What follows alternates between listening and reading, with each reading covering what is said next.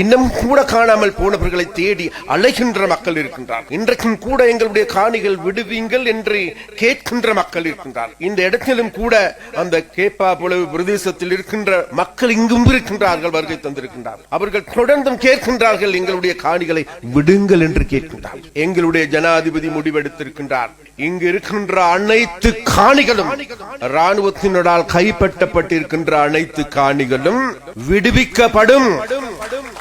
அதற்கு எங்களுக்கு ஒரு கால அவகாசத்தை தாருங்கள் என்று கேட்கின்றார்.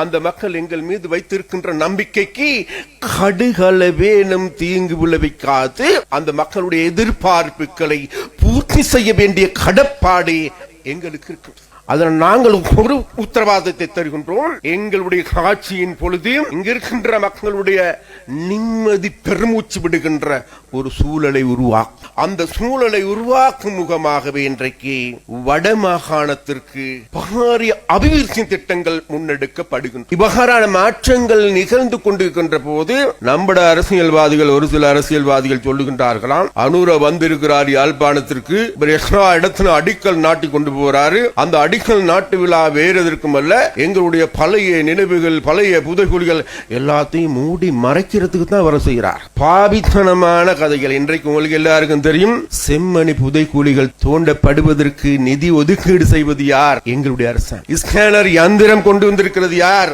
எங்களுடைய அரசாங்கம். அதை பாதுகாப்பதற்காக இரவு நேர காவலாளிகளை போட்டிருப்பது யார்? எங்களுடைய அரசாங்கம். அதற்கு மேலதிகமான நிதி ஒதுக்கீடு செய்வது யார்?